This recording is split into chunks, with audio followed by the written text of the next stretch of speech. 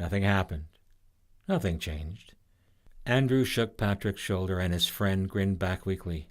Patrick pocketed his charm, grinding his heel in his shoe to irritate the blister and bring himself back to reality. Andrew led them on their way again, with Patrick limping behind. Rose followed, dismissing their odd behavior as childishness. Rust-colored leaves layered the footpath they used to cross the creek and climb a small rise. At the top, Rose called a rest to remove a stone from her shoe. Patrick gratefully eased his heel back. "How far?" Rose asked. Andrew looked for a familiar landmark, but couldn't find one, no matter how hard he looked. "I thought you knew where you were going," she accused. Andrew and Patrick looked at each other, puzzled. "Where's the fair?" Rose asked, which chilled the hairs on the back of Andrew's neck. "What do you mean?" he said, and turned to show her. "It's right there." But the fair wasn't. Nothing was as it should have been. None of the terrain was familiar, yet he knew this path as well as he knew his way around his kitchen. It didn't make sense. There wasn't one tree, rock, or gopher hole that looked familiar. His goosebumps grew goosebumps. "It must be the light," Patrick said, as dusk rapidly descended on them. "Let's not panic here," Andrew said, trying to swallow his welling panic. Rose's stomach felt the way it did when the Terror Falls ride drops. She began chattering, talking about anything to cover the silence. The boys tuned out most of her babble, but Patrick caught one of her comments. "Have to be in threes, but Pat thinks he's the only—" "Thrice!" Patrick cried, and reached for the charm again. "I thought we finished with that junk," Andrew said, his lack of conviction betrayed by his shaky voice. Patrick held the charm out. Rose and Andrew joined hands with his, then all three held the charm toward the setting sun. Patrick spoke the power words 3 times. After each time, the other two joined in to plead, "Help us!" Their first chorus sounded as separate voices. Their second was said together, but not in sync. Their third was harmonized perfectly. Wind stirred the leaves at their feet and swirled them into a circle, surrounding the trio, spinning faster and faster until the circle became a spiral and lifted into the air. The leaves rustled and crackled as they spun a wall enclosing the 3 friends. Patrick squeezed Rose's hand, months of pain feeding his fears. "Help!" His thoughts reached for Nana.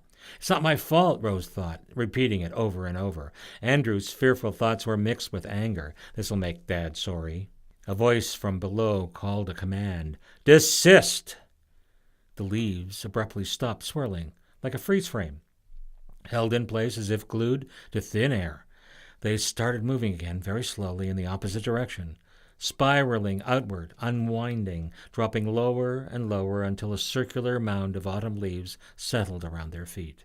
Andrew looked in the direction of that commanding voice and saw an orange glow with something dark shifting behind it. Patrick saw it too. "It's coming this way!" Rose made out a grotesque face within the light and tugged her hands free of the boys. It came closer, and Rose was about to flee when Patrick cried out, relieved, "It's a jack-o'-lantern! Someone's carrying a jack-o'-lantern!" Once they knew what to look for, it was easy to see.